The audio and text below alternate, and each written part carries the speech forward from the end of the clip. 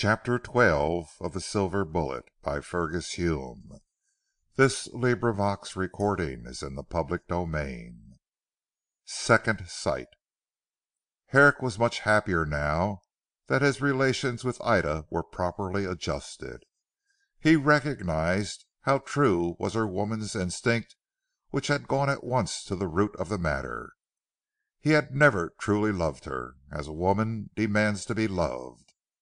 The very fact that he had been blind to her feelings for Stephen showed that what he had mistaken for true passion, if it could be so called, was wholly false. He had been attracted by her beauty, by her kindly spirit, by that sympathy which every genuine woman can give to a man whom she finds pleasant company, but of the sacred feeling which is named love, yet which has no name, he had not felt one thrill. With feminine cleverness she had taken his gimcrack passion in the right way, and had shown him in the kindest of words how poor a thing it really was. There was no ill feeling in his heart now that he had lost her. He could regard her as a dear friend, and even be glad that she should marry Stephen. So far Herrick was quite content. Yet there was a vague yearning in his breast for companionship and sympathy. Certainly he had both from Stephen, but Stephen was a man, and could not be to him what a woman could be. Herrick had lived a life so active and full of interest that he had never found time to think of love or of womankind. Now that there was, so to speak, a pause in his life, the vacuum thus created required to be filled up in some way. For man was woman created, and Jim was simply yearning, although in his materialistic blindness he did not know it, for the other part of himself. Ida had hinted that what he wanted would come to him, yet so blind was Jim that he could not see the advancing vision. He looked to all four points of the horizon, and saw nothing. It was a wonder to him in after years that it had been so with him. But it was but that dense gloom which heralds the dawn, and the glory of day was at hand. In this unsatisfactory mood, wanting something, yet not knowing what it was he wanted, Jim was anything but a pleasant companion. Formerly he had been serenely strong, never out of temper, and always sufficient in himself to himself. Now he was easily irritated. He smoked more than was good for him. He looked upon his fellow mortals with jaundiced eyes. In vain he rode, he boxed, he fenced, he swam, he took long tramps in the country.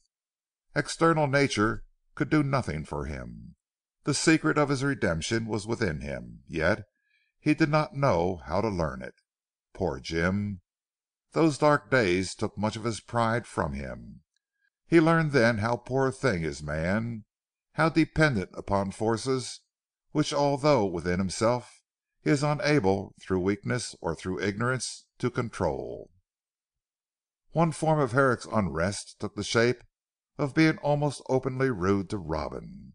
The little man was in the habit of haunting Biffstead. He was by this time desperately in love with Bess, and took no pains to conceal his feelings. Manuel encouraged it, for the Mexican was his confidant. Robin would have told Herrick had the doctor shown any sympathetic disposition to listen.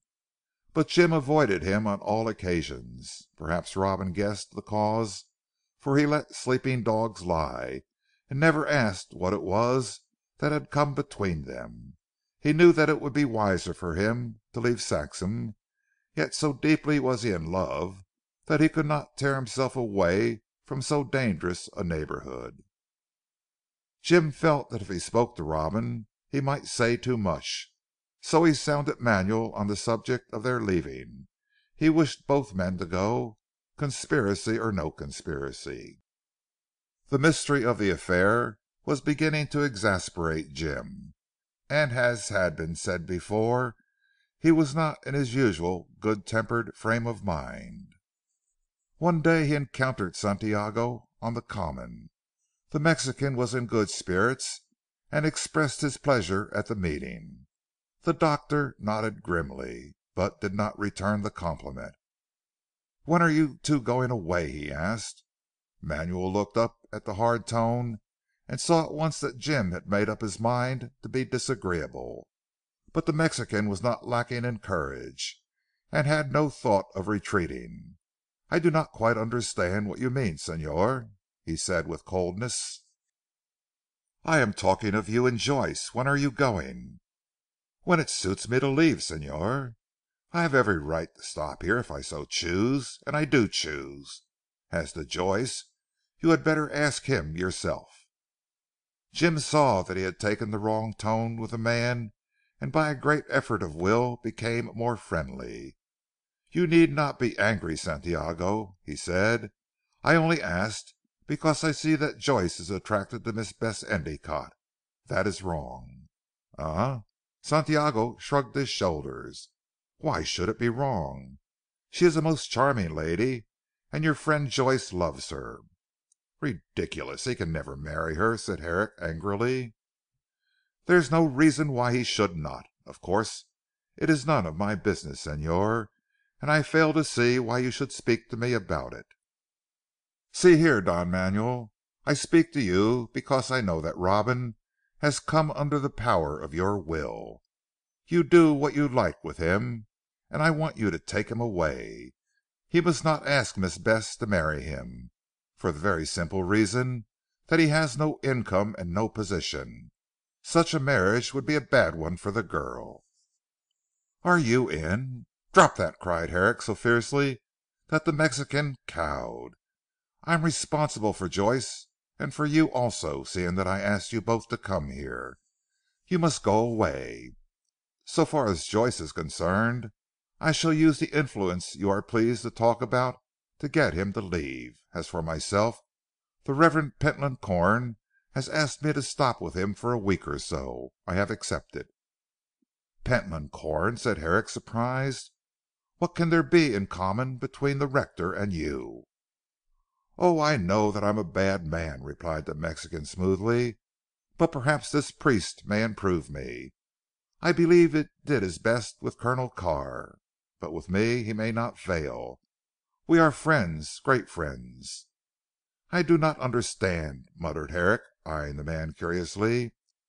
"Is there any need you should?" retorted Don Manuel working himself into a rage. "Señor, I do not understand that you talk to me so."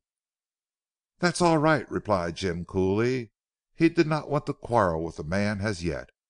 "We need not lose our tempers like schoolboys. You can stay a sentry with Corn for all I care. But Joyce " "If I have any influence with him he shall go."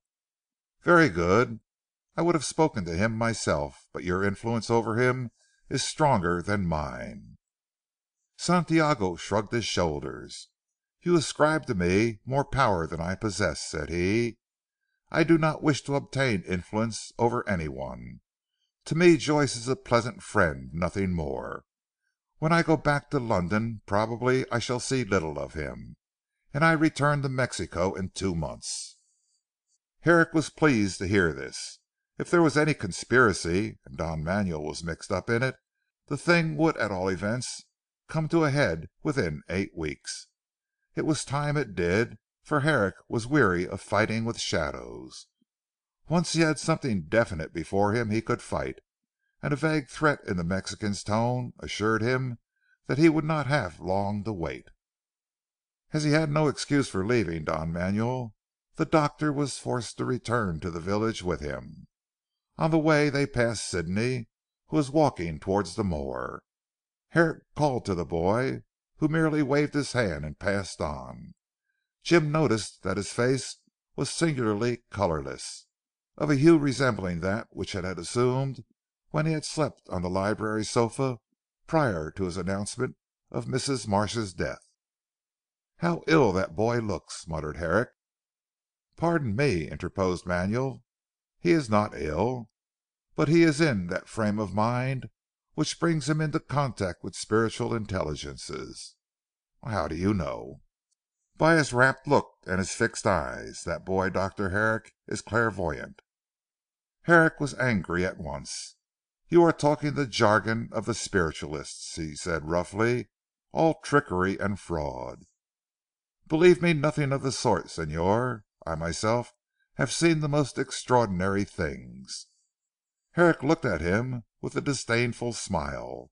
"I know you are not a good man Santiago, nor do you wish to be thought one. But I credit you with more intelligence than to believe in hallucinations." Don Manuel, not at all offended, laughed. "Truly I am not a good man," he said, "and more is the pity. I am afraid to go where that lad can go, into the astral plane. You do not understand. No, you are as I said before a materialistic being. But I am not a fool Dr. Herrick, and I can tell you that I know something of the psychic faculty. In Mexico I have seen the most wonderful things." "Tell me all about it," said Jim humouring the man. "I am a sceptic you know. All the spiritualism I have ever seen is humbug." "This of which I talk is not spiritualism," rejoined Manuel coldly, "it is the occult science. What is the good of my explaining anything to you? You would only laugh. You cannot see. You never will see. The prison of the flesh is too strong for you to break through." "I am a healthy man if that is what you mean," retorted Jim, "but about this boy. He is queer I admit." "Ah! You can see that," said Manuel sarcastically. "I congratulate you. Ah! He foretold the death of Mrs. Marsh. Is that not so?" "Yes, but that was a coincidence." "Of course. These things are always coincidences to you. But to me it is a proof that the boy can enter the astral plane. He does not know what it is. He is not instructed, but he can go." "I don't know what it is myself." "It is another world that is all around us," said Manuel waving his hand. "It interweaves itself into our world, but having only limited senses we cannot see it. That boy has senses finer than ours and he can see. If you gave him a crystal, a blob of ink, any shining surface with depth, he would see the most wonderful things. Have you read Zanoni, Señor?" "Bulwer Lytton's romance? Yes." "Of course you call it a romance, but there is much truth in it. Well, it is useless for me to explain. Besides I am not a good man, and to tell you all I should be good. That boy however, you want to make him like yourself. Well, then make him eat plenty of meat and take exercise. Make him fat. Place him amongst boys who will laugh at him, and he will be like the rest of the world. He will not lose his power altogether. It will come to him at odd moments, but he will not be the dreamer you see him. No, and he will not be able to see." "I have thought of that myself," said Herrick lazily.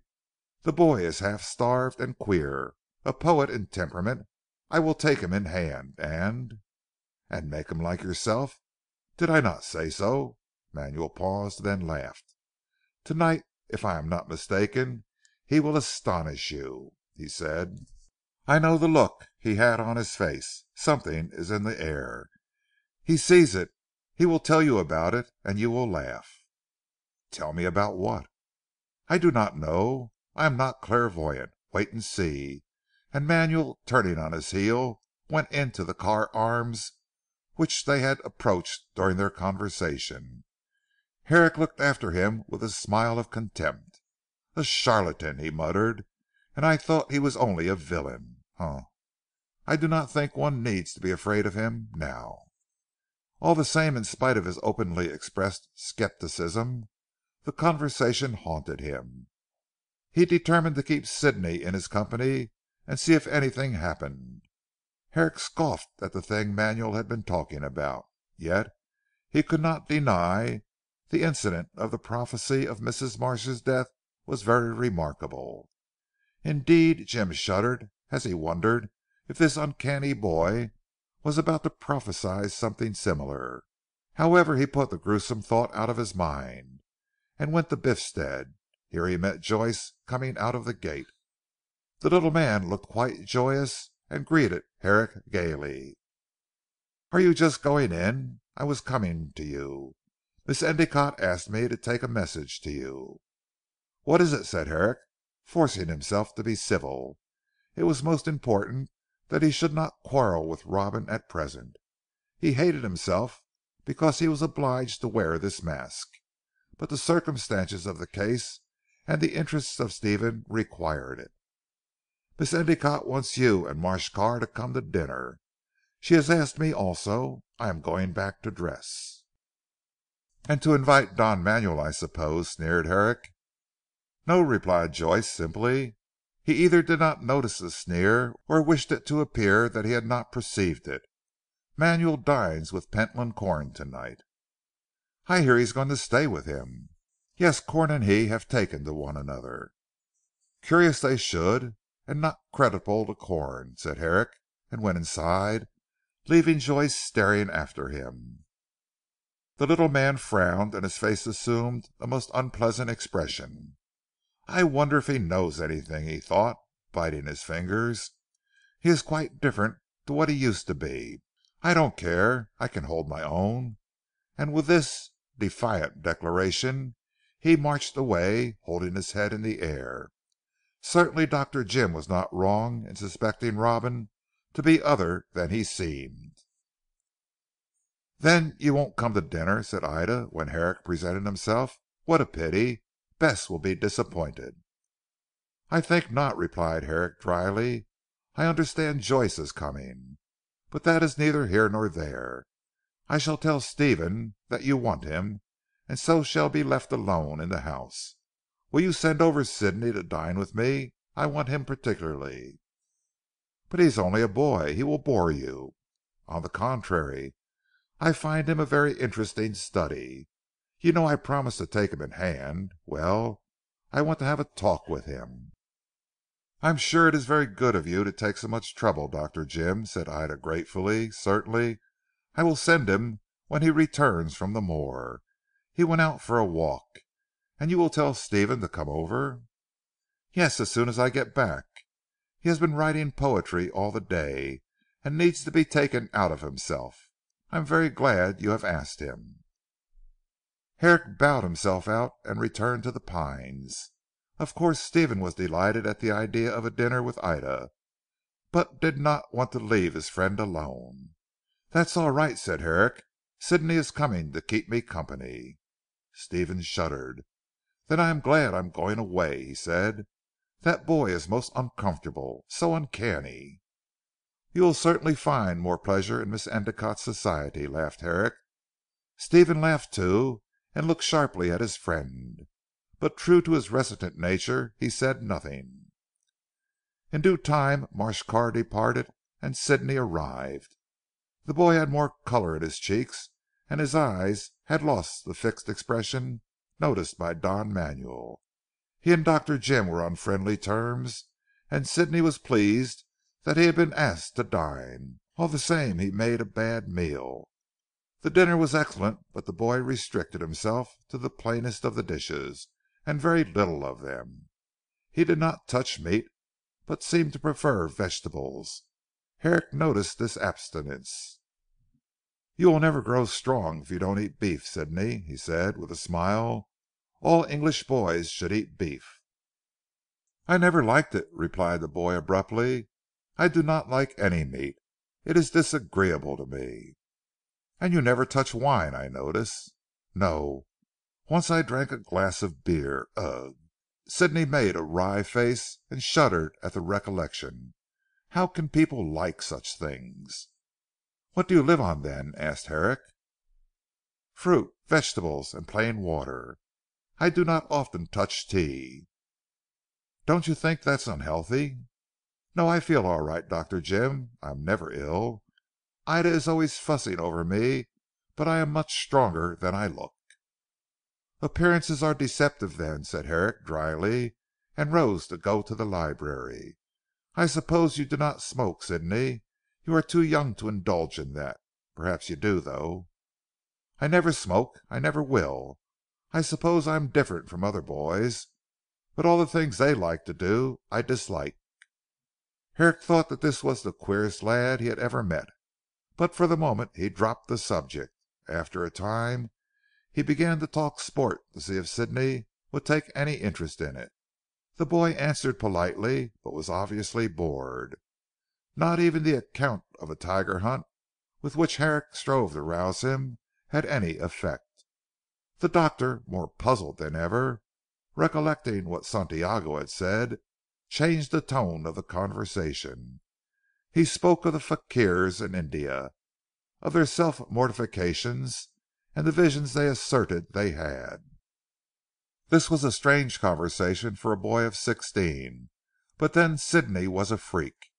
He woke up upon the topic and began to talk brightly. His face became animated, a look of interest came into his eyes, and he talked in a way so far above his years that Herrick was astounded. "I seem to know India," said Sidney. "Oftentimes I see pictures of it in my mind. The bright blue skies, the brilliant vegetation, the queerly dressed people, and the long range of mountains," he continued as in a dream. "Peaks of snow against a cold sky.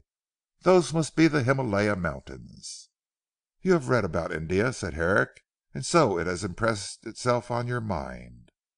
"No. I know more about the country than I have read. It is just as if I had once lived there." Dr. Jim had a smattering of the theory of reincarnation.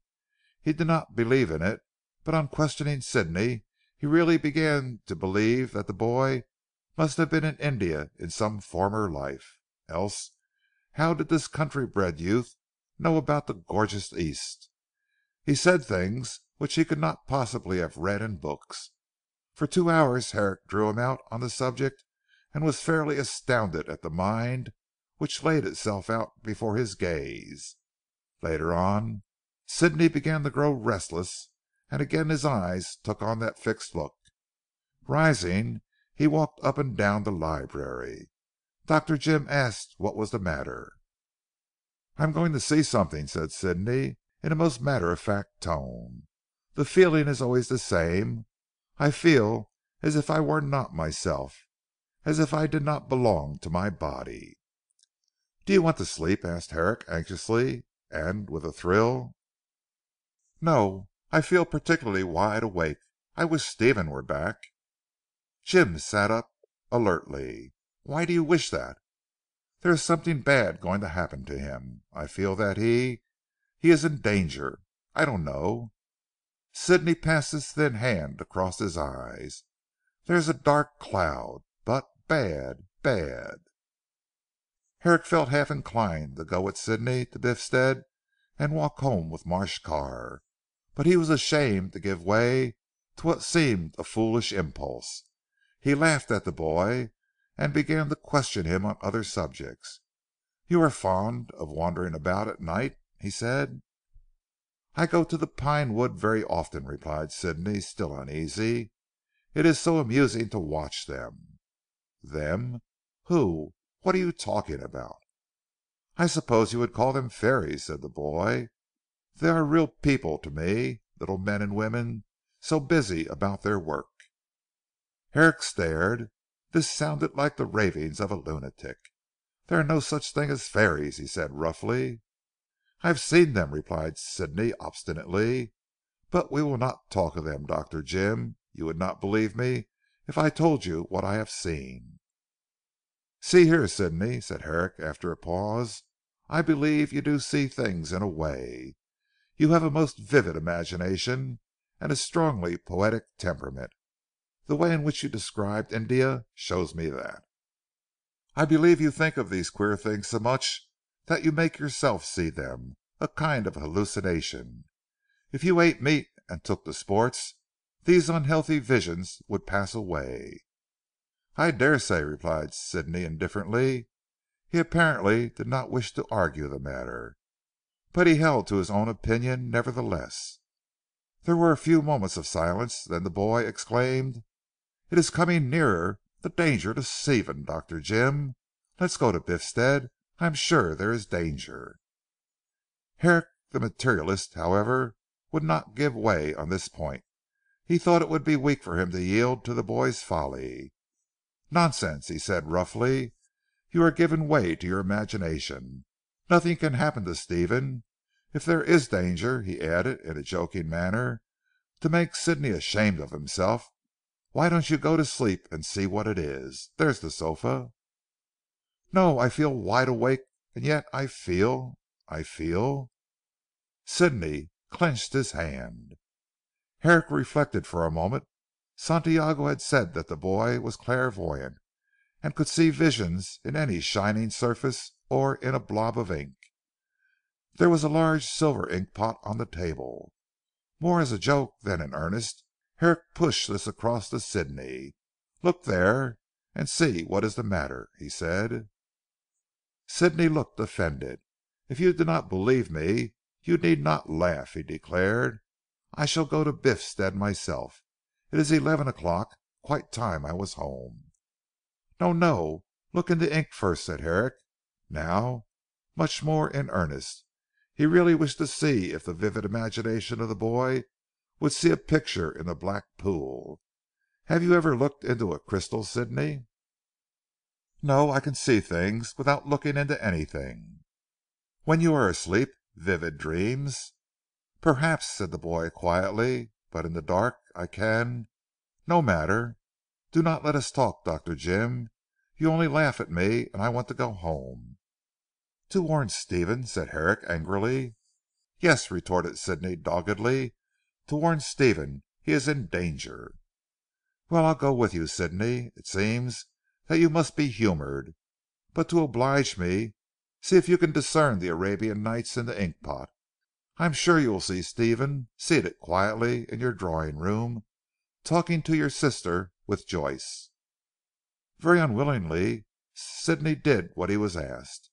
He knew that Herrick was laughing at him, and was particularly sensitive to ridicule. With a look of reproach which made Dr. Jim feel rather ashamed, the boy drew the big silver ink pot towards him and stared into the black oval. The chimes of the clock striking 11 had just died away, and there was absolute silence, broken only by the faint crackle of the fire. All the lights in the room had been turned off early in the evening at the request of Sidney himself. The boy disliked the full blaze. Only on the writing table was a green shaded lamp, and close to this, but in a position that the light did not fall into the inkwell, stood the silver pot. Herrick, half vexed with himself for encouraging this folly, watched the boy quietly from an arm chair. Sidney bent over the ink and stared into it hard. After a minute or two Herrick saw a quiver pass through the boy's frame. "What is it, Sidney?" "I see the drawing room at Biffstead," said Sidney quietly, "but Stephen is not there. Mr. Joyce is talking to Ida and Bess." Herrick laughed. "What nonsense. Stephen is certainly there. If he is not, had you not better look for him?" "I see him now," continued Sidney, taking no notice of the ridicule. "He is walking in the churchyard." "Rubbish," declared the sceptic in the arm chair. "What should take Stephen out to the churchyard at this time of night? It is not on his way home." "He is in the churchyard," insisted Sidney, "and there he walks amongst the tombstones. He is going to the new vault. For a time he looks at it." "How can you see that when the night is dark?" cried Herrick rising. "There is no moon.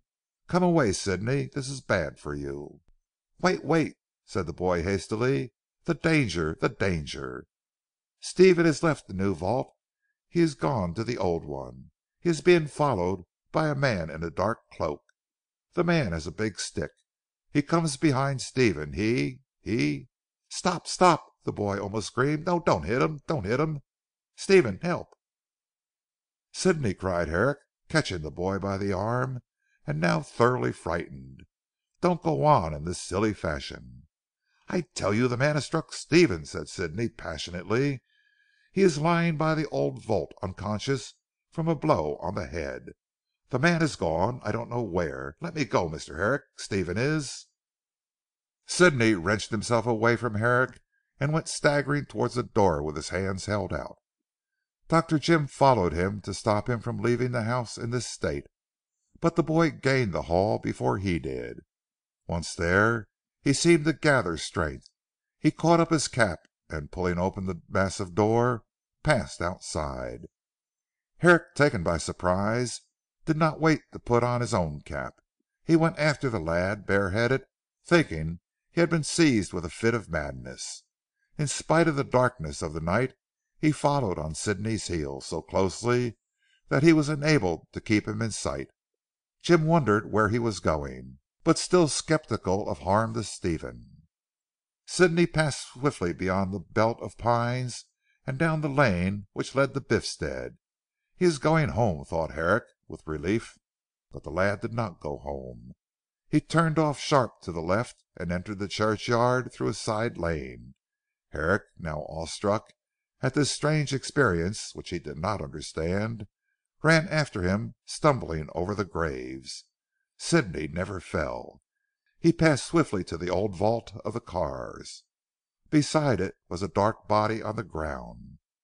"Stephen! Stephen!" cried the lad, and then sank exhausted beside the body.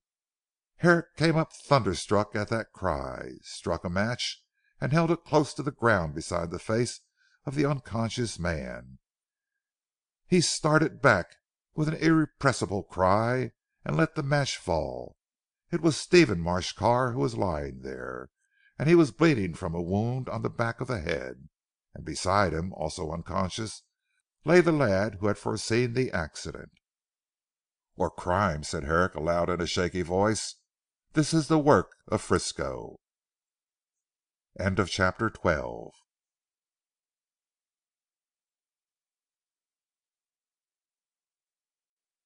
CHAPTER 13 of the Silver Bullet by Fergus Hume. Recording is in the public domain. The wooing of Robin Joyce. Bewildered as Herrick was by the strangeness of this discovery, he had nerve enough to pull himself together and go for assistance. In spite of the lateness of the hour, the Carr Arms was full of labourers drinking and smoking. A number of these came at once to the churchyard when they heard of the accident, for so Herrick put it, and Stephen was carried to his house. Herrick had ascertained before seeking assistance that his friend still lived. Meanwhile Sidney had revived, but was in a drowsy state. "I want to go home," he said. Herrick, after whispering to him to say nothing of the vision he had seen in the inkpot, sent him to Biffstead in charge of the landlord Napper. Then he accompanied the body of his friend to the Pines. Herrick could not help thinking of it as the body, though he knew Stephen still lived. But it was quite probable that he would be an actual corpse before the dawn. "Mr. Marsh Carr has met with an accident," was the explanation the doctor to his helper, and they went away. But they knew very well that it was no accident, and moreover the presence of Sidney beside the body hinted that another wonderful event had taken place. "Master Sidney said that his mother was dead," remarked the wiseacres, "and he has found the dead body of Mr. Marsh himself now." "He is not dead," said the others. "Ah, but he will die. Master Sidney never makes a mistake." And by the next morning a legend had been circulated that the uncanny boy had foretold the death of the new squire. When those who called at the Pines heard that Marsh Carr had lived through the night, they were quite disappointed. It seemed a reflection on Master Sidney, yet the boy had held his tongue, and no one knew really what had happened. In the default of the truth, then, they took refuge in a fable. There was absolutely no authority for what was said, but Sidney had been found unconscious beside the unconscious squire. That was enough material out of which to form a wonderful story, and it lost nothing in the telling. Meanwhile Herrick fulfilled his duties of medical attendant to his friend, smiling grimly the while that the need should come so comparatively early in their acquaintance. He had known Marsh Carr but a little over 5 months. The meeting had taken place in July and it was now near Christmas. The doctor examined the wound on the back of the head. It was a nasty jagged cut, evidently made by some blunt instrument. "A big stick," as the boy said. "No doubt," mused Herrick, as he plastered and bathed and bound it up. "Stephen is stunned for the time being, but I do not think that the brain is injured. His head is pretty hard. Frisco had good intentions, but not sufficient judgment to strike hard." For of course it was Frisco who had done this.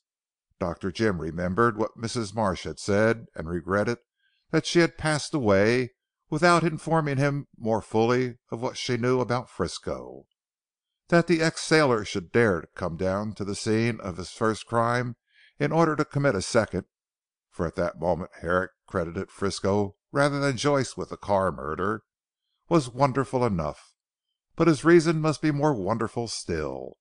It was impossible that he should be able to get the fortune even if he put Stephen out of the way, for he was a proven murderer, and if he showed himself would be at once arrested. Certainly he might explain all suspicion away, but that was doubtful in the face of such strong evidence. Yet apparently he had made up his mind to remove Stephen, and get the money. "But he won't if I can help it," muttered Herrick. "The beast. I'll carry Stephen to the vault myself, so that the terms of the monthly visit may be fulfilled. Not that I don't think he will be on his feet sooner than Frisco expects. The job had been badly done." He sent in a message to Beorminster by a groom, telling Bridge of the new outrage, and advising a search to be made for Frisco. Then the patient having been attended to, and the would be assassin recommended to the attention of the police, Dr. Jim could do nothing more. He sat before the library fire and smoked, thinking deeply the while. "I wonder if Joyce attempted this murder," he thought. "There is something queer about this stopping here. But that boy said Joyce was at Biffstead talking to his sisters. If I believe one part of that vision, and I am bound to do that, I must believe the other. Not Joyce then. But there is Don Manuel. He is connected with Robin in some underhanded way. Besides he professed to hate Carr, to regret the loss of the treasure. It might be he. If he has been with Corn all night, well and good. If not, he will have to account to me for his time. I do not believe in the little reptile." His meditations were ended by a sleepy servant who announced Ida, Bess and Frank. With them came Joyce, wide eyed with wonder. But so far as Dr. Jim could see, there was no sign of terror or guilt on his face, and Robin was not the man to conceal his feelings. "Napper brought home Sidney and told us of this dreadful thing," said Bess, who seemed the most collected of the party. "Is he " "No, he is not dead, nor do I think he will die. The blow was badly aimed." "Who could have done it?" asked Frank, frowning. "I have my own opinion, but I prefer not to express it at present," said the doctor somewhat curtly. "I want you to take me to him, doctor," said Ida, looking at him with imploring eyes. "Let me watch beside him." "You can do no good, Miss Endicotte," replied Herrick. "Better let me look after him. To morrow you can come over and watch if you like. I think he will recover consciousness before dawn." "Thank God for that," cried Ida devoutly, and then she wept. The strain on her had been very great and she was glad of the relief of tears. "Have you looked for the man who did this?" asked Joyce. "I have sent a message to the police at Beorminster," said Herrick without looking at him. "You can do no good, Joyce. Better go back to the inn. By the way, your friend Santiago?"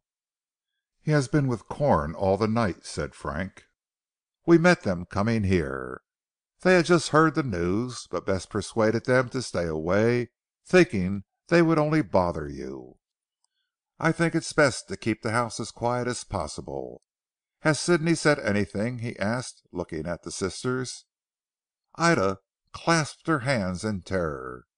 "Did Sidney say this would happen?" "Yes. He looked into yonder inkpot and foretold the assault. I cannot understand the thing myself, but we can talk of it to morrow. In the meantime all of you hold your tongues about Sidney." This they all promised to do, and now, being more at rest in their minds about Stephen, they went away. Herrick drew Bess aside at the door. "Come over with Ida to morrow morning," he muttered. "I want to speak to you." She nodded and ran after the rest, who were disappearing into the darkness. Herrick with a frown returned to the library. "It was not Joyce," he muttered. "It was not Manuel. After all it must be Frisco. Well, if the police are clever they will catch him before he can leave the district. Ha! I'll send a message to Southberry. It was that way he escaped last time." Herrick hastily wrote out an explanation. He did not need to add a description of Frisco, as the handbills had sufficiently described him. This he sent off with another groom, and then went to pass the night beside the bed of his patient. All that night Stephen lay as still as a corpse. It was towards morning when he moved and showed signs of returning consciousness. Herrick was assiduous in his attendance, and success crowned his efforts. Gradually Stephen came to himself, with a dull pain in his head, weak but quite himself. Where am I?" were his first stammering words. "In your own house," said Herrick quickly. "Don't talk my dear chap. You have had an accident." "I remember," muttered Stephen, "at the vault. A blow. Yes, and " "Be quiet," said Herrick sternly. "You must not talk I tell you," and after another attempt Stephen obeyed. Shortly he fell asleep. Herrick drew a long breath. The worst was over. For once the villainy of Frisco had failed in its object. Several people called that morning, amongst others Mr. Corn. The clergyman did not look well, and hurriedly asked after the sufferer. "I hope he is better," he said. "A terrible affair, Dr. Herrick." "A cowardly crime," said Herrick sharply. "However we can talk of that when Marsh gets better. Meantime Mr. Corn, will you tell me if Don Manuel was at your house last night?" "Dear me, yes," replied Corn surprised. "He came to dinner, and stayed with me up till midnight. I was walking with him to the Carr Arms when we met the Miss Endicottes who told us of this terrible business. Why do you ask me the question Dr. Herrick?"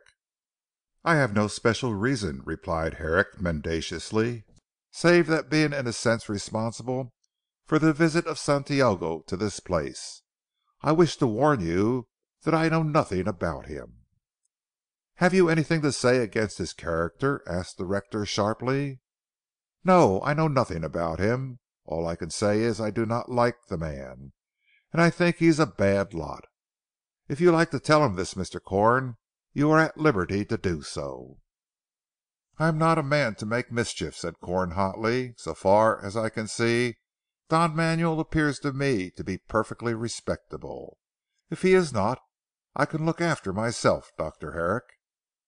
"I beg your pardon," said Herrick ceremoniously. "I did not wish to infer that you could not. All I have to say is that Mr. Marsh is better, and that in a week he will be about."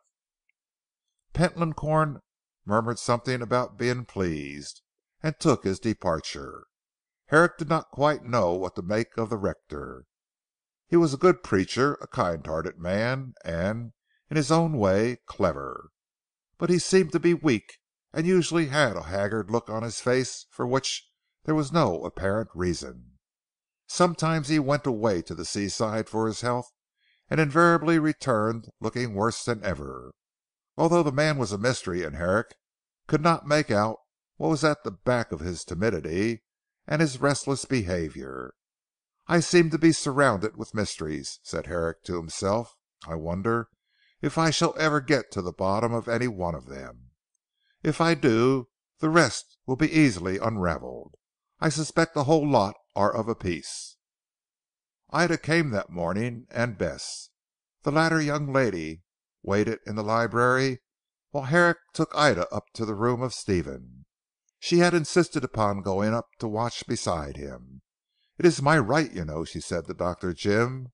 and he silently admitted that it was. Stephen had just opened his eyes when they entered. He tried to speak, but Ida placed her hand on his mouth and Herrick frowned. Marsh obediently held his tongue, and Ida sat by his bedside. However the patient managed to kiss Ida's hand. Then Herrick went down to see Bess, warning Ida that Stephen was not to speak. Marsh did make another attempt, but Miss Endicotte would not allow it. "The doctor says you are to be quiet. If you say a word I shall go away."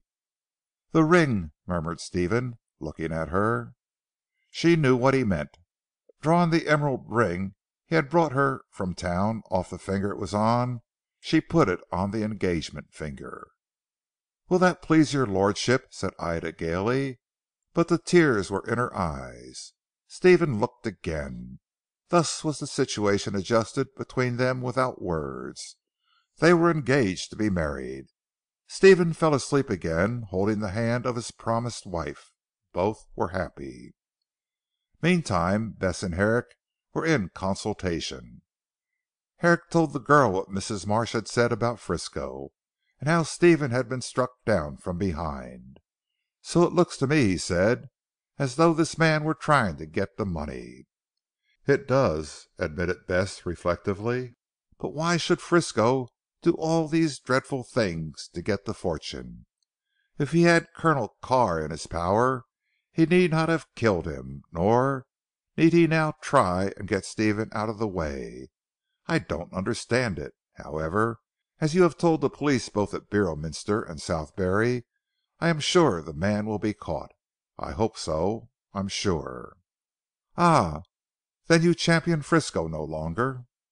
"No. If it were really he who attempted to murder Stephen, I hope he will be caught and punished. All the same I do not think he killed Colonel Carr." "What can be your reason for saying so?" Bess hesitated. "Some time ago I promised to tell you something about the Colonel," she said. "I will do so in a week from to day." "Why not now?" She shook her head. "Please do not ask me. But as far as this assault on Stephen goes, I am quite with you about Frisco. I hope he will be caught and punished." "You're a strange girl," said Dr. Jim, "and a mystery like the rest." "Who are the rest?" asked Bess smiling. "Well," replied Jim after a pause, "Mrs. Marsh was one, you are another, and Pentland Corn is a third." "Pentland Corn!" she echoed turning pale. "You don't suspect him of " "I don't suspect him of anything. But I do not understand why he is so intimate with that Mexican." Bess opened her mouth to make a remark, then she changed her mind. "I can say nothing now," she said abruptly. "Later on. Ida is with Stephen. Oh well, I need not wait. I must go into Beorminster. They will be asking for news of this for the paper. I might hear something about Frisco there. If I do I shall let you know. Good bye." And before Herrick could stop her she was off like a swallow. Evidently Bess knew something about Corn which she did not want to admit at present. Herrick wondered what it could be. Surely she did not think the clergyman had liked Carr so much that he was working for the discovery of his murderer. "But she is doing some detective business on her own account," thought Jim rather vexed. "She will get into trouble if she does not take care. I wish she would let me know what she is up to. I'll wait a week, no longer. After that she must speak out." But before the week was ended, accident brought about a confession from Bess which Dr. Jim was far from expecting. It arose out of the wooing of Robin Joyce. Whether Manuel had used his influence or not to induce Joyce to leave Saxham, it is impossible to say. If he had, one would have thought that Robin would have resented the interference of his former friend Herrick. But several times during the week he met Dr. Jim, yet made no sign that Santiago had told him of the doctor's wish. He continued to haunt Biffstead, and Dr. Jim hardly ever went there without meeting Robin coming or going. This did not make Jim any the more amiable. The accident to Stephen caused great excitement in the country. Bridge came over to see the Squire and to interview Dr. Jim. But nothing came of his talk or so called vigilance. The police both at Southberry and Beorminster failed to find any trace of Frisco, although the railway stations were watched carefully. Thanks to Herrick's prompt action, it was impossible that the man could have left the district without the knowledge of the police, yet he was not even seen. Bridge went to Heathcroft, but failed to learn that anyone resembling the ex sailor had boarded a train at that station. To all appearances Frisco had not been in the neighbourhood. Yet if Frisco was not the culprit, who was? Herrick knew that Joyce had been at Biffstead on the evening of the assault. According to the evidence of Corn, Don Manuel had been at the rectory till midnight. As the assault on Stephen took place shortly after 11, both these men must be held guiltless. Stephen himself could give no help. He had left the Biffs at 11:15, with the intention of coming straight back to the Pines. Then, as the night was fine, he thought he would go and have a look at the vault. He went into the churchyard, and after seeing the new vault, went on to the old one. While he was looking at it, he received a blow at the back of his head, and remembered no more till he found himself in bed with Herrick bending over him. He had heard no footsteps behind him.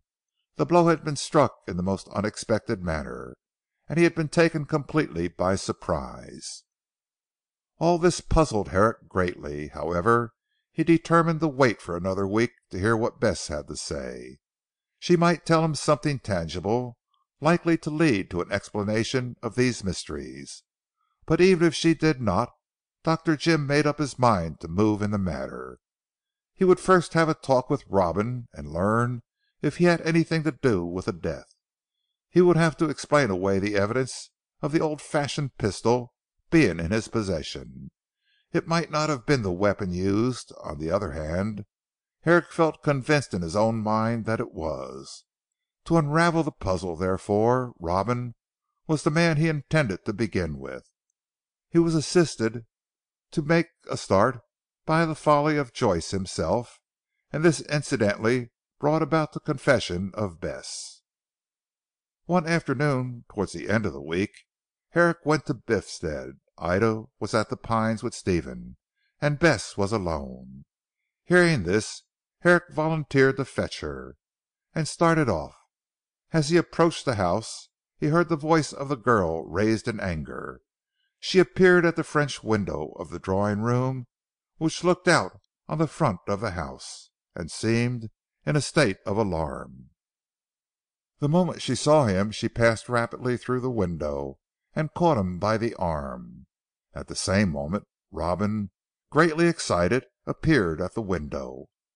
come back, Miss Bess. I did not mean it," he said. "What is the matter?" asked Dr. Jim, astonished. "Come inside," panted Bess. "That man. I want you to thrash him. Oh, the coward!" Dr. Jim took Bess by the arm and drew her into the room. Robin winced and shrank aside as the doctor entered. Bess had evidently been typing at her work table, for it was drawn near the window, and some manuscript lay open on the table. Before this stood a chair, and near it was another chair, in which to all appearances Robin Joyce had been seated. "Now then," said Herrick, when he had placed the girl in her chair, "what does this mean?" "Nothing," said Robin, very pale, but trying to speak calmly. "Only that I asked Miss Endicotte to be my wife, and she refused." "Quite right," flashed out Herrick angrily. "What right have you to ask her to be your wife?" Before Robin could answer, not that he showed any inclination to do so, Bess started to her feet. "Yes," she said indignantly, "he did ask me to be his wife, and because I refused to marry him, he threatened me." "Threatened you?" Herrick turned on Joyce with a dangerous look. "No, no," implored Robin very white. "Forget what I said. I did not mean any harm. I shall go away." Herrick seized him by the wrist. "You will do nothing of the sort," he said quietly. "You must wait until I have heard all about this." Robin winced again and looked cowed. His lips were dry, his face was pale, and he cast an imploring look upon Bess. The girl returned that look with one of defiance and addressed herself to Herrick. "Do you know what that little coward has accused me of?" she cried fiercely. "He said that I murdered Colonel Carr." Dr. Jim laughed. The accusation was so absurd that he could not help laughing. "Of course the man is mad," he said briefly. "I did not say that you had murdered Colonel Carr," cried Robin. "I only said that you were near the house at the time of the murder." "Ah!" cried Herrick turning on the little wretch. "And how do you know that, Mr. Joyce? Come out with it." "He said he saw me," put in Bess. "I did see you," said Robin making a clean breast of it. "You were near the house, and for all I know " "So you did come to Saxham on that night," interrupted Herrick. "Oh, you liar. You went to see Frith and Frith. You slept at the Hull Hotel did you? And all the time you were down here. I believe you killed Colonel Carr yourself." "I swear I did not," shrieked Robin. "She did if any one." "Don't you dare say that again," cried Bess. "You are telling a lie." "Were you not on the lawn in front of the house?" asked Robin. "Yes, I was, and I can account for my presence to Dr. Herrick, not to you, little toad that you are," cried the angry girl. "Send him away," she added turning to Jim, "and I'll tell you all." "Go back to the Carr Arms," said Herrick to Joyce sternly, "and wait for me there. If you try to run away I shall have you arrested." "You cannot arrest me," blustered Robin looking desperately afraid. "I can. I have evidence you know nothing about. Go." Robin seemed inclined to dispute the order, but when Herrick made a step in his direction he caught up his hat and fled through the window. "He will run away," said Bess. "Let him try," remarked Herrick grimly. "I can have him arrested at once, and I will. Insult you, did he, the hound." "It was my own fault for being so kind to him," cried Bess excitedly, "as if I cared for him. It was only because he was a writer that I let him come and see me so often. But I shall not have anything more to do with him. He sent me a manuscript. I shall send it back. Where is it?" and she began to pull out the drawers in the writing table. "Don't get excited Bess," said Jim using her Christian name in his hurry. "I will put it all right." But Bess in a rage kept turning over the papers and scattering them on the floor in her search for the manuscript. Suddenly she tossed aside a pile of writing paper in the left hand drawer. Underneath was an old fashioned pistol. She looked at it in astonishment. "Where did that come from?" she asked in dismay, taking it up. Herrick took it from her. He recognized it at once. It was the very pistol that Manuel had showed him in Joyce's flat. "What does it mean?" asked Bess quite amazed at the discovery. "It means that Joyce is even more of a hound than I thought he was." CHAPTER 14.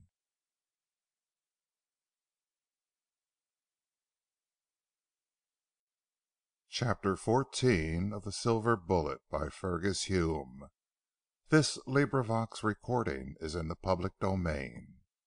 The Confession of Bess. Bess Endicott stared at Herrick where he stood with a black look on his face, and the clumsy weapon in his hand. "And I'll see Bridge about it," he was saying. "The bullet's still at the police office. If it fits this " he clicked his tongue against the roof of his mouth. "What?" cried Bess finding her tongue, and asking the question with a shiver.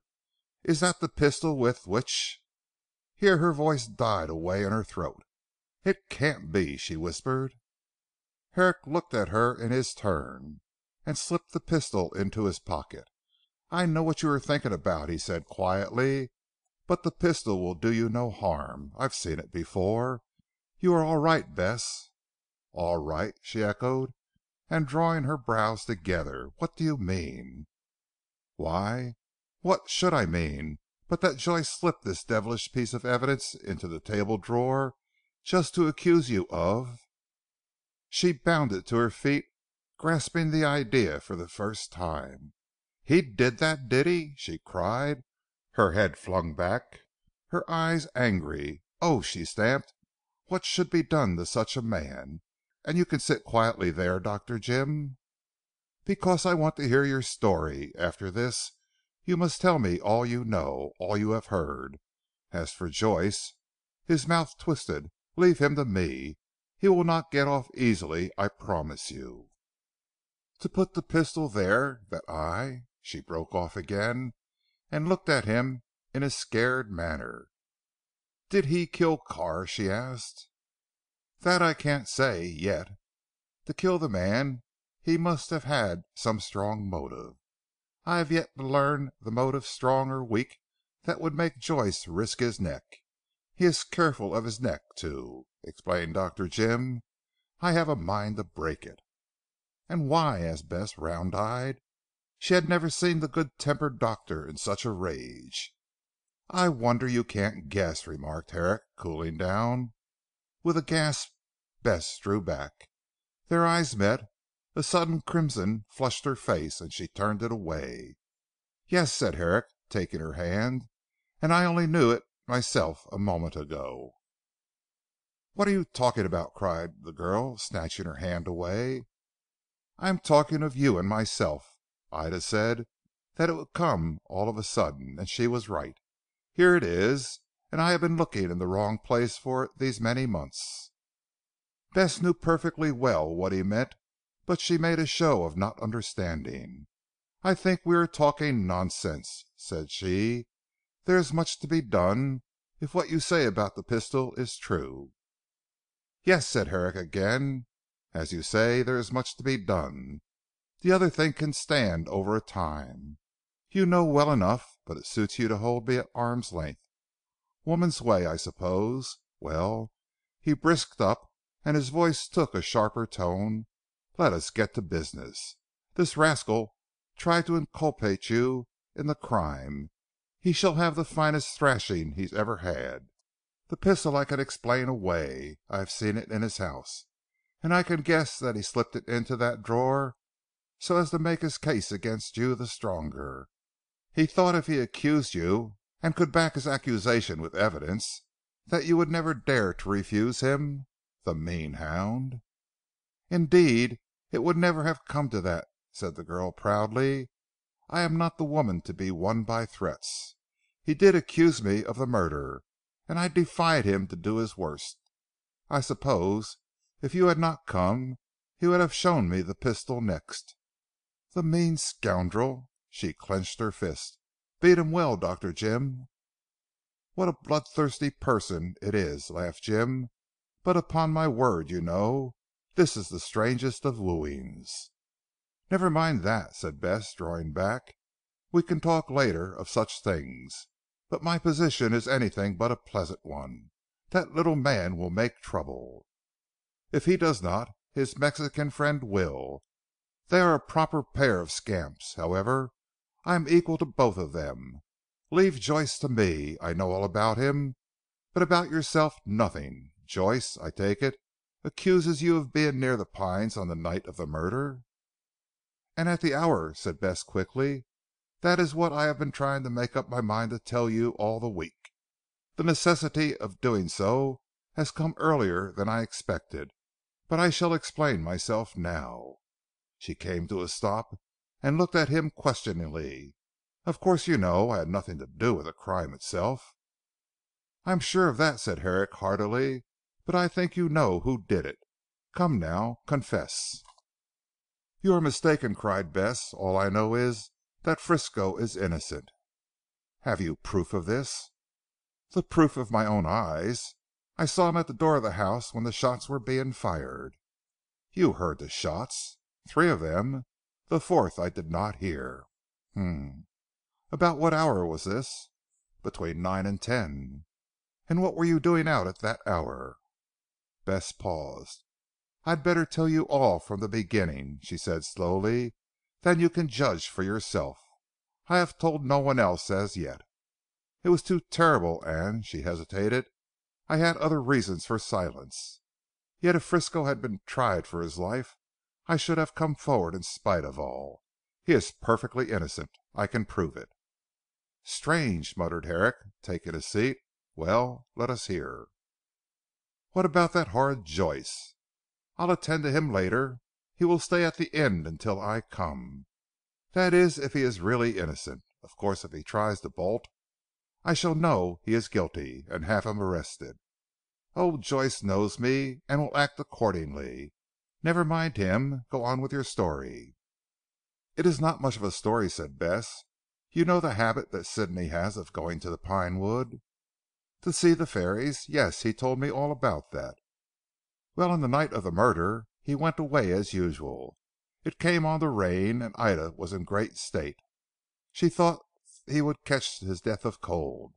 He is so delicate you know. I said I would go and look for him, and about 9 o'clock I set out. I knew he would be in the pine woods. It was raining and I wrapped a long cloak about me. He was not in the wood although I searched everywhere with a lantern. Then I came out of the wood by mistake right on to the Colonel's lawn. The light was burning in the tower, and the whole of the house was illuminated." "Just as I saw it," muttered Herrick. "Yes." "I crossed the lawn to come home, when I heard 3 shots fired one after the other in the tower. I heard them plainly. I turned with a start, but the Colonel had done so many queer things that I thought he was only shooting to amuse himself." "It never struck you that it was murder?" "No. If the Colonel had not been so eccentric I might have suspected, but nothing ever surprised me in that house. I waited for a moment. There were no more shots. I looked towards the house, and there I saw Frisco standing in the doorway. I saw him quite plainly." "That was some time after hearing the shots?" "Indeed no. It was immediately after the first shot. When the other 2 were fired I saw him there.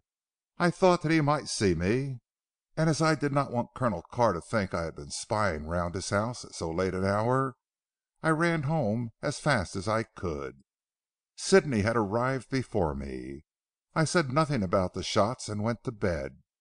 When I heard how you had discovered the body, I knew that I had heard the shots fired by the murderer. But I knew also that when Frisco was missing he was not guilty. So that was why I defended him. I could not speak plainer could I? Well, I see no reason why you should not have told the story you tell me now. If Frisco had been arrested I should have. But you know," here Bess looked down, "can you not understand Dr. Jim, the people round about here are sad scandalmongers. Because I called on Colonel Carr to get an article as I told you, people said that I was fast." "The brutes!" cried Herrick firing up. "Well then you can understand that if it had become known that I was near Colonel Carr's house so late at night, there would have been more talk. I really don't know what they would have said, so I said nothing, not even to Ida. But of course I could have told them that I went out to get Sidney. But," Bess shrugged her shoulders, "you know how spiteful people are. No. After consideration I thought it best to hold my tongue." "But you might have told me," said Herrick. "I was afraid to," faltered Bess. "You foolish child. As though I should not have understood." "Well," she said with a sigh of relief, "I am glad I have told you now." "So am I, as it has brought Joyce to the rope's end. How did he say he saw you on that night?" "He was in the pine wood on the verge of the lawn." "And for what reason?" "He did not tell me, nor did I ask him. You see," said Bess, "I was so angry that he should accuse me of shooting the Colonel, that I gave him no time to explain. Then you came, and you know the rest." "H'm. Well, Joyce shall explain to me his reason for coming to Saxham. Of course I knew that he was here on that night." "You knew!" said Miss Endicotte much astonished. "How could you know?" "The information came to me by accident more or less," replied Herrick, and forthwith he explained how Stephen's remark as to Robin's income had led him to examine the doings of the little man on that night. And," continued the doctor, "I went to Heathcroft station. There I learned that a little man muffed up in a great coat he had the excuse of the rain, but it really was a disguise had arrived at Heathcroft by the 7 o'clock train from London." "But Heathcroft is 6 miles from this place." So Joyce knew. Therefore he was thoughtful enough to bring his bicycle with him. "Oh, he came here right enough. To see the Colonel I suppose." "To murder him?" "I can't be sure of that Bess. You see Carr, for some reason we do not know, allowed Mrs. Joyce an income of $500 a year. Robin wanted this to be continued to him. The solicitors told him that Carr refused it. Therefore I can only think that he came down to try and persuade Carr to be more generous. But," added Herrick with emphasis, "I hardly think that for such a reason Joyce would commit a murder. He hasn't the pluck." "That may be," replied Bess thoughtfully, "but it seems to me that if he did not, he took a great deal of unnecessary trouble to conceal his movements from you. Besides which he led you directly to the house where he knew, at all events I think so, that the body would be found." "It is certainly strange, and looks as though his movements had been premeditated. It was Joyce who selected the country for the walking tour. Yet so far as I know he was never in these parts before, and I am bound to say that it was I who led the way to 'The Pines' on that night." "I daresay he was too clever to take the initiative, but he no doubt made suggestions." "Yes, he did that. Well, I must get the truth out of the man himself. He must account to me for the possession of that pistol, and for him being in the Pine wood on the night of the murder. I wonder he gave himself away like he did." Bess curled her lip. "He did not intend it," she said. "He thought that if he frightened me I would consent to marry him and save my own skin, and then hold my tongue about his presence at Saxham. Oh, all his calculations were carefully made, you may be sure, Dr. Jim. It was only because he mistook my character that they were upset." Herrick nodded. "There's Don Manuel of course," he said. "The Mexican. What about him?" "Well, I wonder if he has anything to do with this. It is strange that he should be so friendly with Joyce, or with Corn too for the matter of that. Joyce said that a mutual friend of his and mine introduced him to Santiago. I took the trouble to write to that friend, a man called Johnston, and I learned that Johnston had never seen or heard of Don Manuel, nor had the Mexican ever been to the Apollo Club, where according to Robin the introduction took place. Where they met, and why they met, I have yet to find out. Luckily I have now enough evidence to force my dear friend Joyce to be candid. And I shall not spare him," said Herrick with a grim smile. "He is a liar and a scoundrel. I was never so mistaken in a man before. I prided myself upon reading character. It seems that I am not so clever as I thought." "No doubt there is something between them, since they are so intimate," was the reply of Miss Endicotte, "but whether it has to do with the murder I do not know. Did Señor Santiago know Colonel Carr?" "In South America, and hated him like poison. It seems they both went on a treasure hunting expedition in Peru." "Treasure hunting. Peru. Ah, I remember. That was the expedition Frisco used to talk about." "Was Frisco with the Colonel there?" "Yes, he let drop hints that he and the Colonel had found treasure in Peru, and that they had lost themselves." "Of course I do not know the whole story, but from what Frisco said I know that in that way Colonel Carr obtained his wealth." "What a liar that Manuel is," said Herrick. He denied that he had ever seen Frisco. According to Manuel, only he and Carr were on the expedition.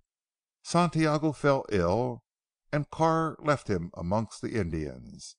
He was held in captivity for 2 years, and when he got back to civilization, Carr had vanished with the treasure.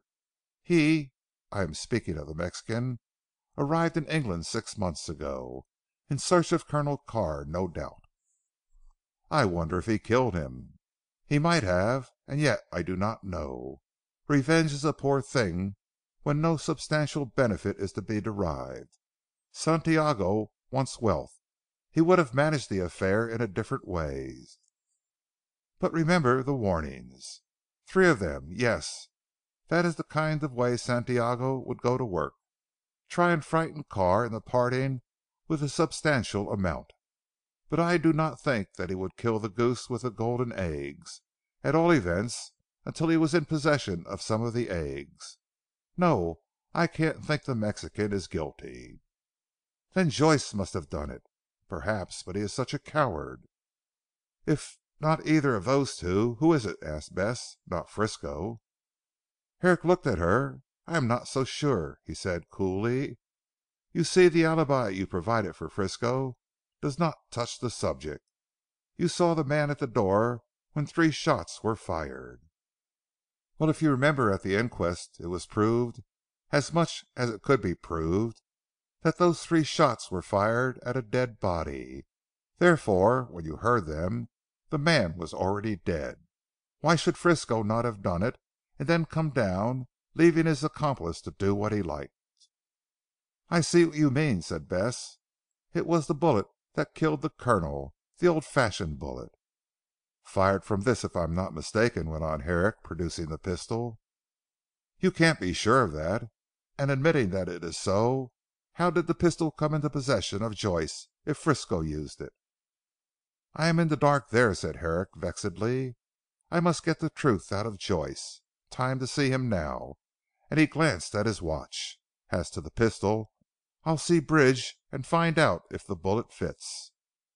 Bess held out her hand. "Let me do that," she said. "While you are watching Joyce and the Mexican I can attend to that matter." "Do you think you will be able?" hesitated Herrick. "I am certain I can. Besides I want to have some part in the discovery of the truth."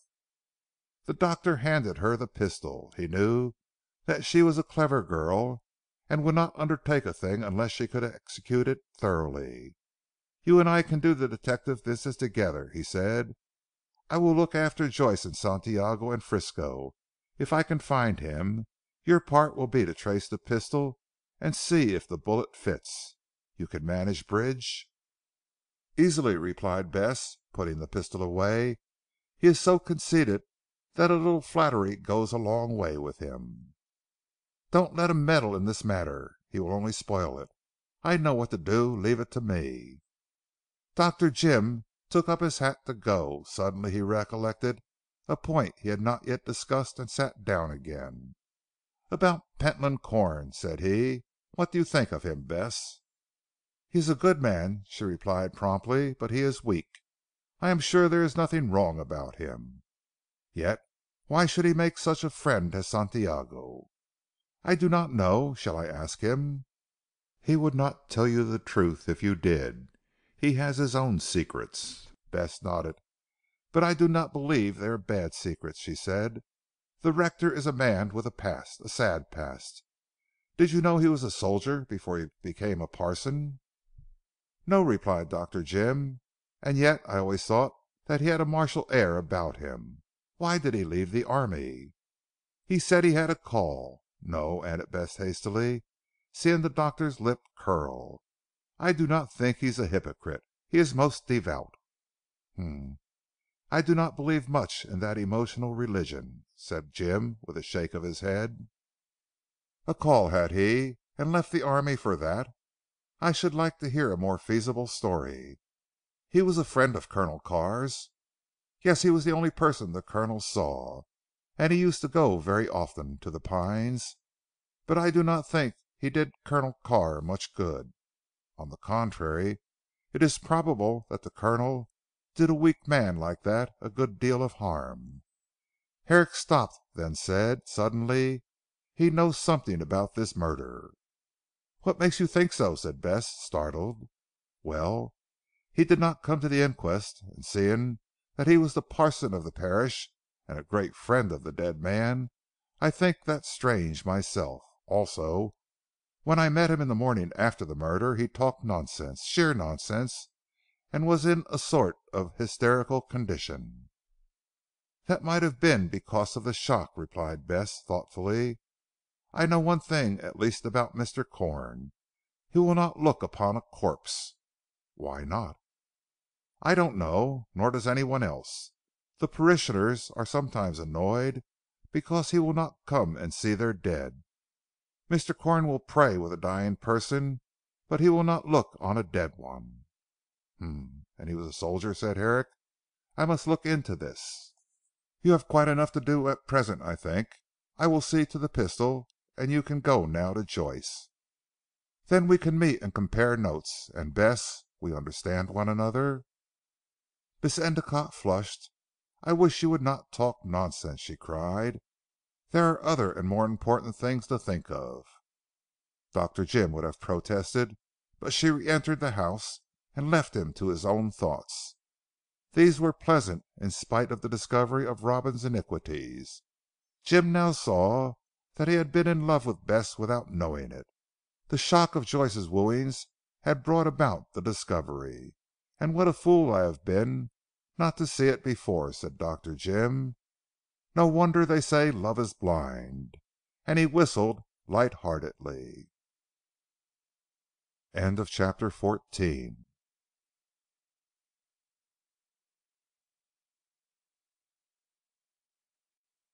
CHAPTER 15 of the Silver Bullet by Fergus Hume.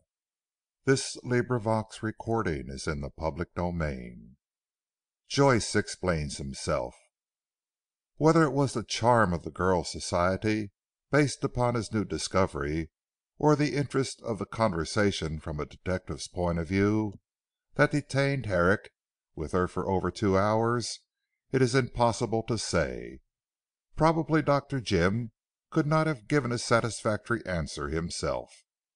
But as he hurried along the road to the Carr Arms, he acknowledged that he had been dilatory, for in 2 hours Robin could have got away from Saxham.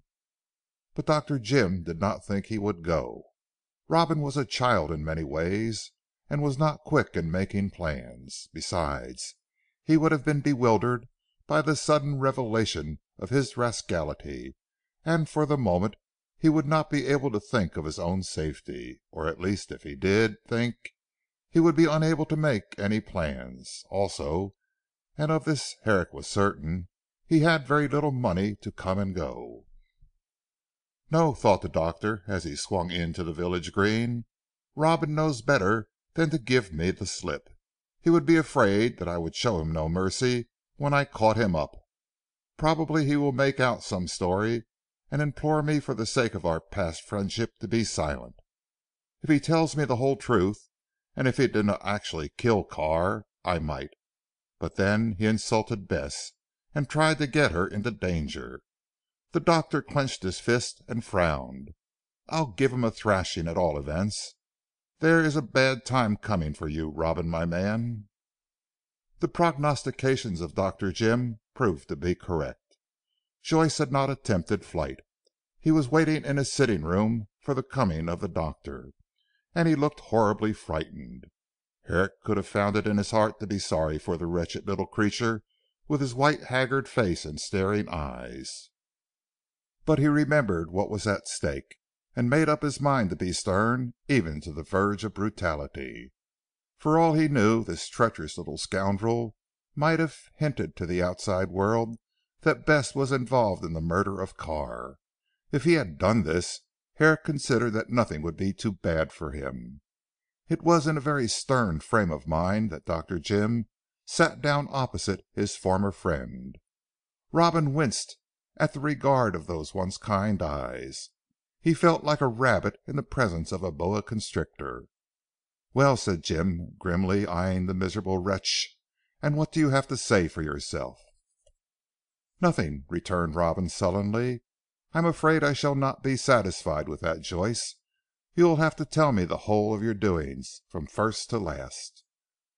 "I have done nothing so very wrong, Jim." "One moment," interposed Herrick. "I think you had better call me by my last name. We are not friends now, you know." "Will I call you Dr. Herrick?" said Robin with a small sneer. "I think it might be better, sir," drawled Herrick. and the contempt in his tone made the self satisfied Joyce wince. "If I had done anything wrong I should not have waited to see you." "That's a lie," replied the plain spoken Jim. "You know me better than that.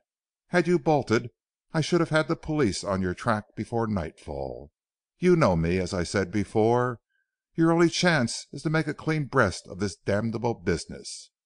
"What do you mean?"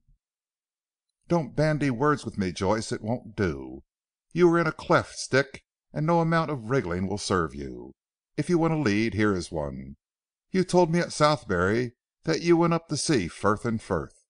"So I did." "Oh, Lord!" cried Herrick in a tone of disgust. "Will you never be done with your petty falsehoods? I know that you have not seen the solicitors for some months. Certainly not on the 24th of July. Frith told me how you tried to get your mother's annuity transferred to yourself. Come now, don't play the fool with me. You did not sleep at the Hull Hotel?" "How do you know that?" "Because I went there. I also know that you alighted from the 7 train at Heathcroft station, and rode your bicycle to Saxham. I don't know for what purpose, unless it was to kill the Colonel." "No, no." This time Joyce was really afraid. "I did not kill him." "That remains to be proved. What about that pistol you slipped into the drawer of Bess Endicott's writing table? Now you are about to lie again. It won't do, it won't do. The truth, you rat of a man." "Don't call me names," muttered Joyce weakly. "I beg your pardon. I will not call you any more names. Let us conduct this conversation calmly." "But you have to tell me the whole truth, or " "Well," said Joyce defiantly, "and if I refuse, what then?" "I will hand you over to the Beorminster police." "You have no evidence." "I have more than you think, you ass," said Herrick in a cold rage. "For the sake of our past friendship I have been sparing you all these weeks. I got you down here in the hope that you would be man enough to come forward and confess your follies. I do not say crimes, for you have not pluck enough to commit the smallest. But you kept your own counsel, and thought you were pulling wool over my eyes. I have seen through all these weeks. And now you insult the woman I love, and " Robin jumped up in childish rage. "You don't love her. You won't marry her," he panted. "I won't have it." "Sit down," commanded Herrick sternly. "You have nothing to say in the matter. Leave Miss Endicott's name out of it. We have had enough of this nonsense. Confess what you have done." "I won't." Joyce set his teeth. "Very good. Then I shall send for the police." "You dare not." "Ah, you think so." Herrick rose and walked towards the bell. Joyce anticipated him and stood in his path with flashing eyes. Herrick laughed. "Are you about to measure your strength against mine?" he said. Before he could speak further the little man had flung himself at his throat like a wild beast. Strong as Herrick was, the abnormal nerve force of Joyce made him no mean antagonist. But the contest was unequal, and at last Herrick lifted Joyce above his head, shook him as a terrier does a rat, and pitched him headlong into a chair, where the creature, helpless and overborne, sat gnashing his teeth and glaring. For the moment Herrick thought he was mad. "Have you had enough?" asked the doctor, recovering his breath. "If not, I am quite willing to administer the thrashing you so richly deserve." Joyce still glared and stamped in impotent rage. Then he suddenly burst into tears and hid his face in his hands. "You great brute," he wailed, "you might spare me." "Spare you!" echoed Herrick contemptuously, "and did you think of sparing that poor girl whom you were trying to blackmail into marriage? You may thank your stars, Joyce, that you have to deal with a man who knows you as I do. If it had been another man they would have left you half dead on the floor. You shall have justice from me, never fear." Robin still continued to sob, and huddled up in the big chair looked scarcely as large as a child. "I feel ill, ill, horribly ill." "You'll feel much worse before I am done with you," said the relentless Herrick. "Sit up and talk rationally. All this won't do with me. You have tried all your tricks, they are of no avail. Here are pen, ink, and paper. I intend to take down all you say, and you will sign the statement." "I'll see you to the devil first," cried Joyce, sitting up, tear stained and dishevelled, but with an evil look in his eyes. "You will do exactly as you are bid," replied Herrick, selecting a pen. "Now begin, and tell no lies. I have information of which you know nothing, and if I catch you tripping, well, you know what to expect." Joyce saw that he was helpless. He had tried defiance, force, tears, and was now at the end of his resources. Herrick piteously held to his point. Seeing that there was no help for it, the little scamp dried his eyes, arranged his coat, and hardened himself into a reasonable frame of mind. "You have the whip hand," he said sullenly, "so I must give in." "I think that is very wise of you. After all, you might have known that such play acting would not impose upon me. Now you are to tell me all you did at Saxham on that night, and why you came down. I shall probably ask you a few questions to which I shall require truthful answers. And remember what I said. I know more about your doings than you give me credit for. I can tell if you speak the truth or not. Now go on." Dr. Jim squared his elbows and set himself to write. Joyce cast one look at the door as though he meditated flight, but he knew that such a dash for liberty would result in his incarceration in prison, so he abandoned it and sullenly began to talk. "I did come down to Saxham on the 24th," he confessed. "I thought so. And your story of seeing Frith and Frith was a lie?" "Yes. I did not want you to know." "Not only that, but you wished to make use of me. I was to prove your alibi, eh? You chose this country for our walking tour on purpose?" "I planned the whole thing," said Joyce shamelessly, and with something of pleasure in his own cleverness. "You think yourself clever, Herrick, but I, whom you have always despised, have made a tool of you." "Up to a point you have, no doubt. But there is a proverb about playing with edged tools. You seem to have forgotten. As to your saying that I despise you, I never did so until I found out never mind how that you had told me a lie about going to London from Southberry. It was my own business, and I was to be your tool, as you have just said. Go on." Joyce thought for a moment. "As I have done nothing so very wrong," he said, "there is no reason why I should not tell you everything from the beginning. I suppose you will admit that." "No reason at all. Go on." "Very good. Well then, until my mother died, I had no idea of her position, nor," added Joyce, "have I any very clear idea now. She left a paper behind her which explained much, but not all. I will show it to you when you come up to London." "Thank you. I will remind you of that promise." Robin scowled and continued. "My mother said that between a certain Colonel Carr and herself there existed a business arrangement that she should receive 500 a year for her life. The arrangement was made by my dead father for services rendered to Colonel Carr." "What were those services?" "That is the one thing I do not know. The paper said nothing about them. The 500 a year was to be paid to my mother, and when she died it was to stop. So you see in place of having an income as I thought, I was left a pauper. My mother had saved some money, about £300. I am living on that now. I was in despair, and I went to the solicitors who pay the annuity to ask if Colonel Carr would continue it. They wrote to the Colonel and he refused." "I know that," said Herrick smoothly. "Frith told me."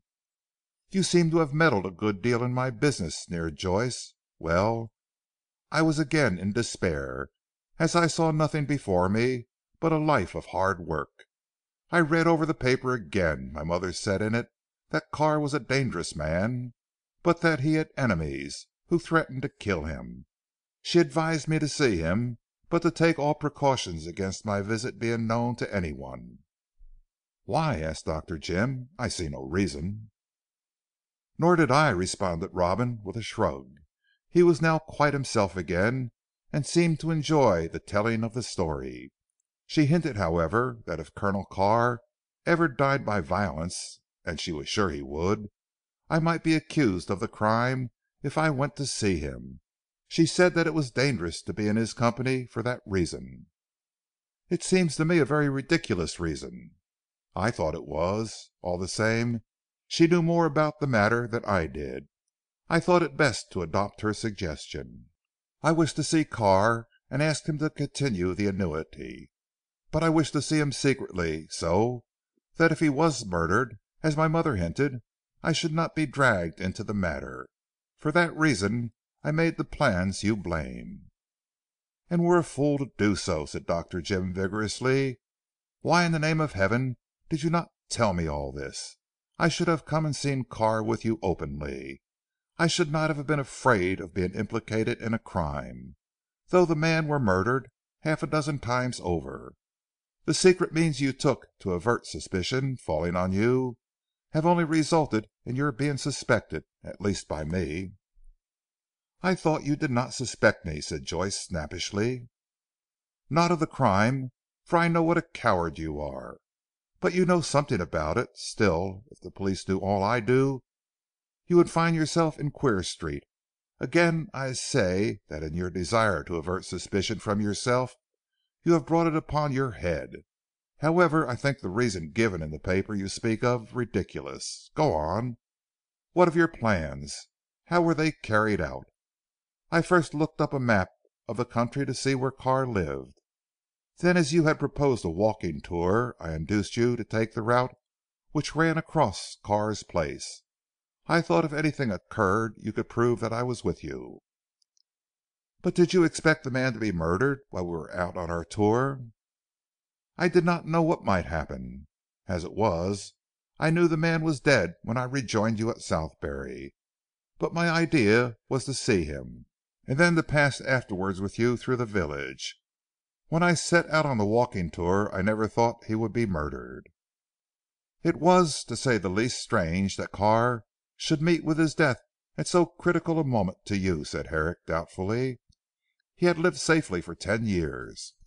"It was chance I suppose. At all events I did not kill him as you seem to suppose. I simply wished to see him about the annuity. When I left you at Southberry and went to London on the plea of seeing Frith and Frith, I left my bag at the Hull Hotel to provide a second alibi. I intended to get down and see Carr, then be back and sleep at the Hull Hotel on that night.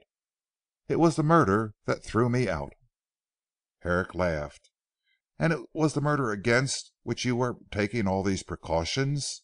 How ironical. Well?" "I went to my flat and got my bicycle. I wrapped myself up in my great coat. Then I went down to Saxham by the Heathcroft line. I alighted there at 7 o'clock, had something to eat at the railway bar, and then rode on my bicycle to Saxham. I found the house from the map and waited in the pine woods before I could make up my mind to go in and seek an interview." "At what time did you hide in the pine woods?" "Between 8 and 9 o'clock. While there I heard a single shot. It frightened me. But I did not think that it was murder. No," said Robin to himself with a shiver, "I did not think it was murder." "That would be the death shot," said Herrick, "seeing that Miss Bess heard the other 3." "I heard them also, but that was after 9." "And all this time you remained near the house?" "No. I went to the other side of the pine wood, keeping the tower in sight. I saw a girl with a lantern searching the wood. She passed near where I lay and I saw her plainly. That is how I recognized her." "And why did you accuse her?" "I thought she might have something to do with the crime," said Joyce sullenly. "You must confess it was queer to see a girl in the woods at that hour. If she was innocent why should she have been about the house so late?" "Don't you dare hint that she is not innocent," cried Herrick violently. "She went to look for her brother Sidney. She heard the shots too. Did you see Frisco at the door of the house?" "No. It was some time after I lost sight of Miss Bess that I heard the shots. I thought she might have fired them. I waited till 10 o'clock and then thought I would go and see what was the matter. I walked through the wood and entered the house. It was all alight and quite deserted, just as we found it. As I heard the shots in the tower I climbed up. At the top I saw what you and I saw, the dead body of the Colonel. He was quite dead. I was afraid, for the very thing I dreaded had come to pass. I saw how wise was my mother's advice, and being afraid lest someone should come and I should be arrested for the crime, I went away.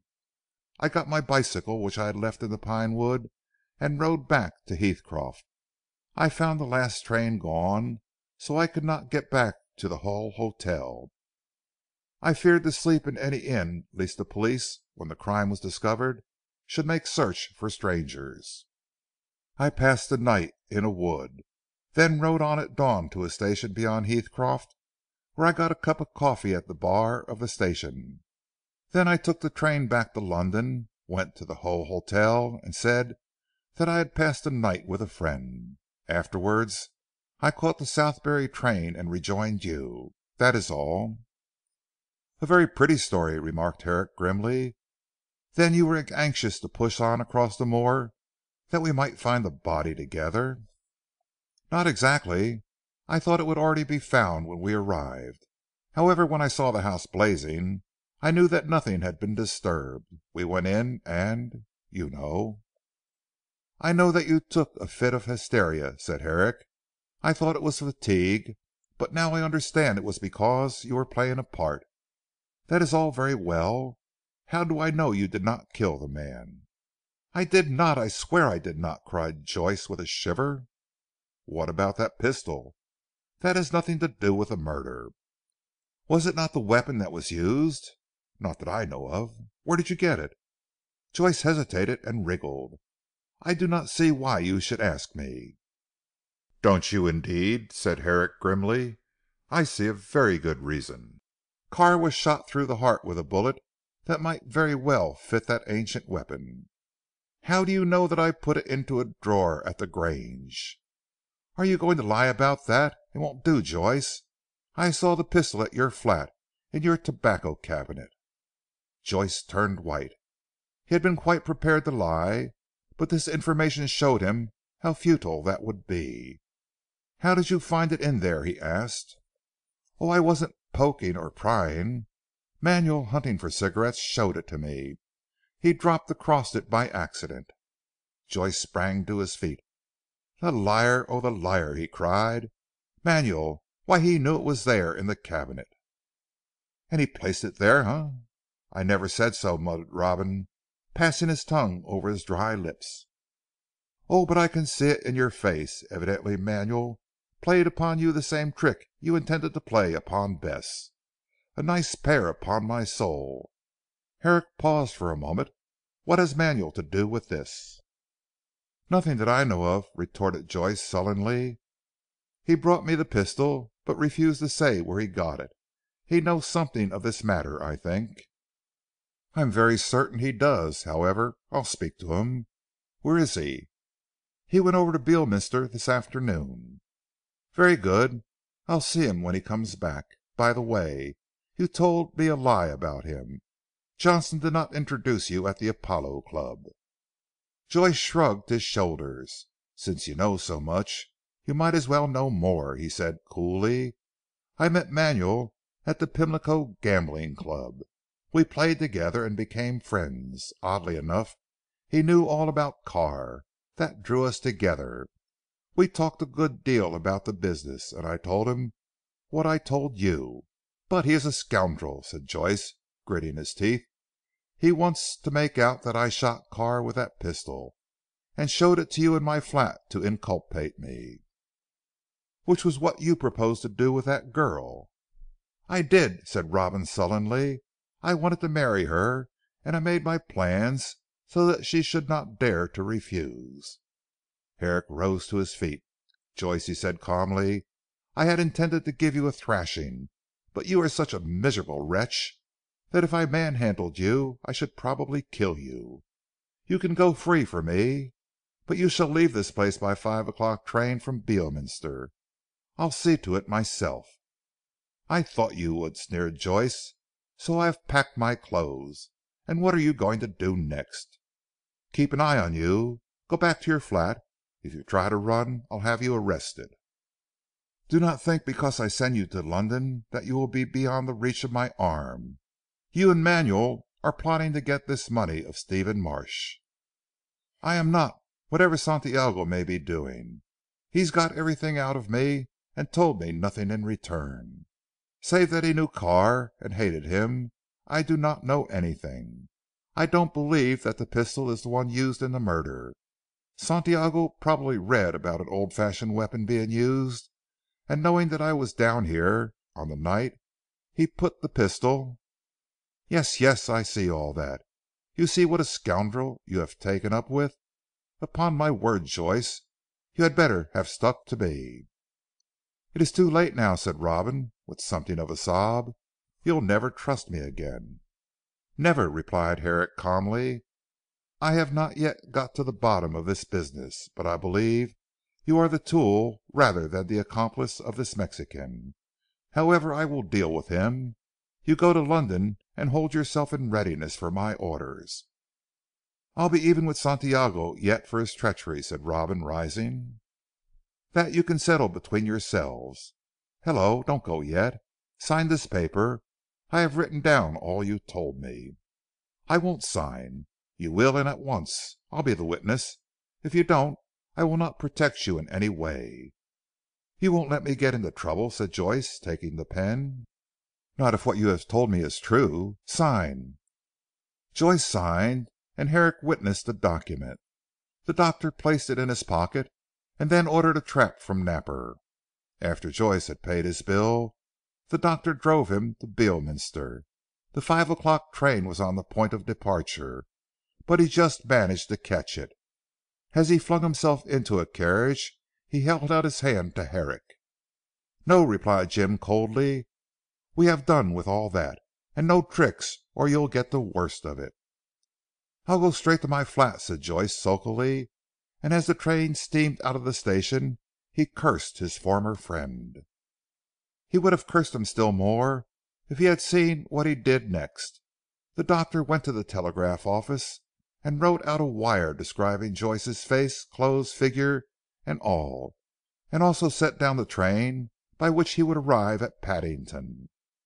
This he sent to a firm of private detectives with whom he had already done business. "There," said Herrick with a grim smile when the wire was dispatched, "Joyce will be watched from the moment he gets to town. Any tricks and " the doctor laughed. Apparently he did not yet trust the little man in spite of his confession. CHAPTER XVI.